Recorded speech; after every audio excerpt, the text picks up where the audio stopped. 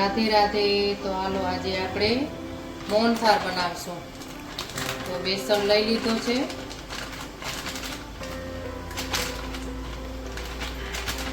બેસનમાં આ જે આસો પાલવ આવે છે ને બહુ મસ્ત આવે બેસન। એનું ફરસાણ બનાવીએ કે મીઠાઈ બનાવીએ તો બહુ સરસ બને છે। એમાં આપણે 4 પાવરા ઘીના રાખશું। એમાં દૂધ રાખશું।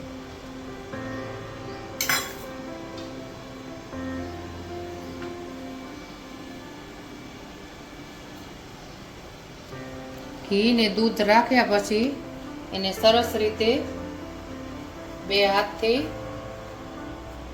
મસળી લેવાનું। જેને આપે કહીએ ને કે ધાબો દીધો તો પહેલે દૂધ અને ઘી રાખવું પડે।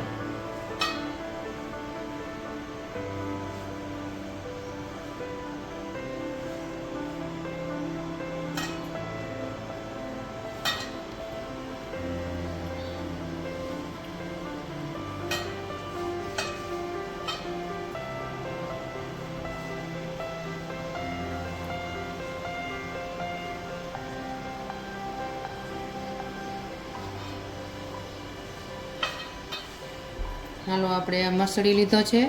હવે થોડી વાર એને આવી રીતે હાથથી દબાવી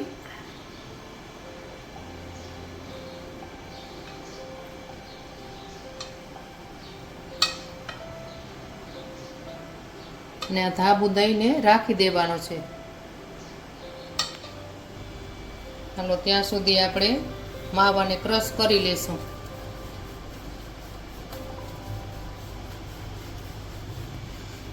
માવાને આપણે મોહનથાળમાં રાખવાથી મોહનથાળ સોફ્ટ થાય છે અને ટેસ્ટમાં પણ સારો લાગે છે। એટલે માવો રાખવાથી મોહનથાળનો ઘણો ફરક આવી જાય છે।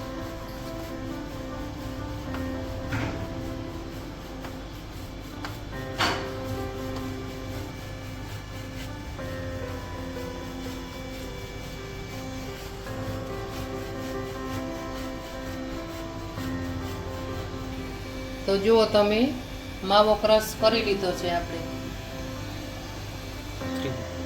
હાલો તો આ લોટ હવે સેટ થઈ ગયો છે। તો આપણે એને ઉખેડી અને ચાળણીથી ચારી લેશું।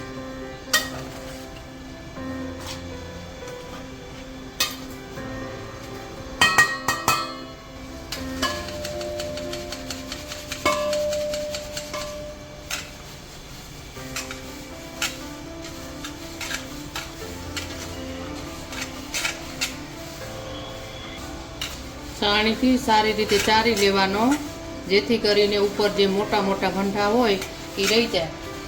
ને પછી છેલ્લે એવું લાગે તો મિક્સરથી આપણે ક્રશ કરી લેવાનું છેલ્લે જે વધે ને।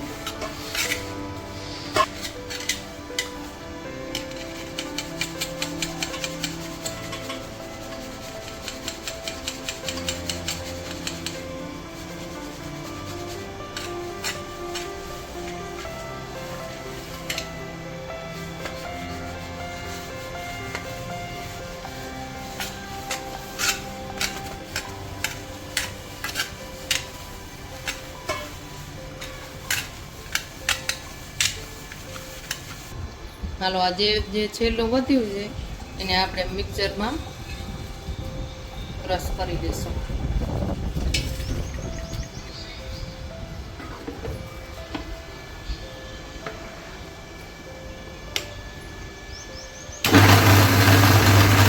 આ જો ક્રશ થઈ ગયું મસ્ત। હવે આપણે એમાં નાખી દઈશું આ દાણેદાર બધી આપણો જે લોટ હતો એ મસ્ત દાણેદાર થઈ ગયો છે। આ ઘીને આપણે ગરમ થવા મૂકી દીધું। ગરમ થઈ જાય એટલે પછી એમાં લોટ ઉમેરીને શેકવાનો ચાલુ। હાલો તો આપણે આ બધું મિશ્રણ રાખી દઈશું અંદર।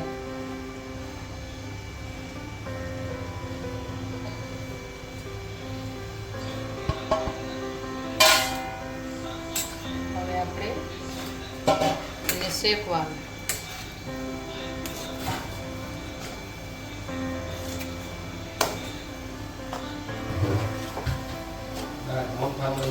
મીડિયમ તાપે શેકવાનું. ફૂલ ગેસમાં નહીં શેકવાનું અને ધીમા ગેસમાં નહીં શેકવાનું, કેમ કે ફૂલમાં કે ધીમામાં જે શેકશું તો એનો જો લોટનો સ્વાદ છે એ મોહનથાળમાં આવશે જ.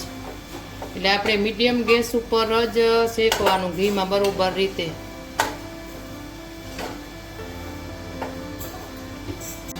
જો કેટલો મસ્ત શેકાઈ ગયો છે, હવે એકદમ લાલ કલર થઈ ગયો છે. અને થોડોક આપણે દૂધમાં આ મોહનથાળનો જે કલર આવે એ કલર થોડોક રાખશો.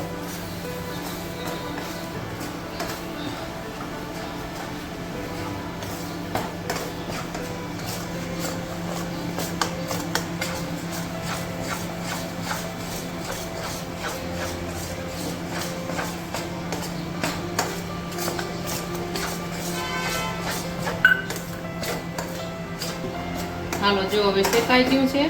હવે એમાં આપણે માવો એડ કરી દઈશું.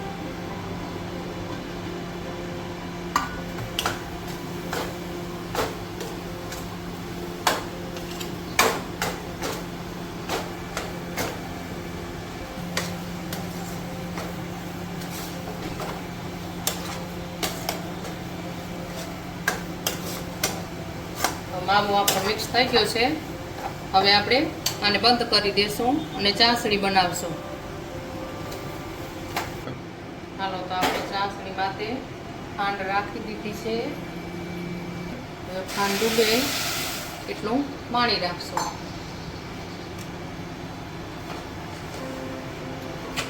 અને આપણે હલાવશું. જો આપણે ચાસણી તૈયાર થઈ જવા આવી છે. હવે આપણે એકવાર ચેક કરી લઈએ. એક તારની હોય તો આપણે આમાં મિક્સ કરી લેજે. ચાલો, આપણે ચાસણી તૈયાર થઈ ગઈ છે. હવે આમાં આપણે રાખી દઈશું. આને હલાવશું.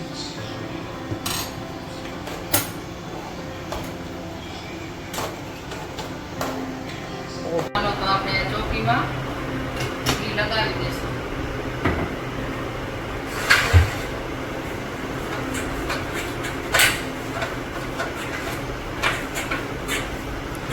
ચાલો, તો આમાં આપણે મિશ્રણને કાઢી લઈશું.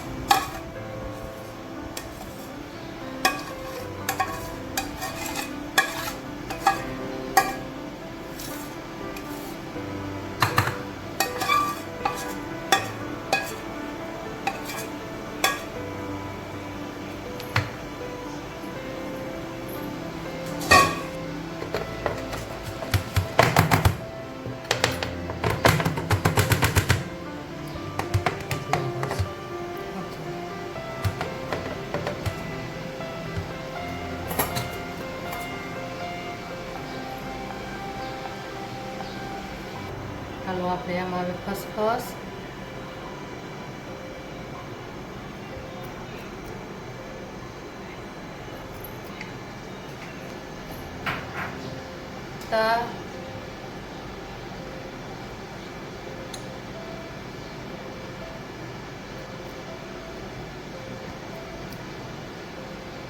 કરી દેશું.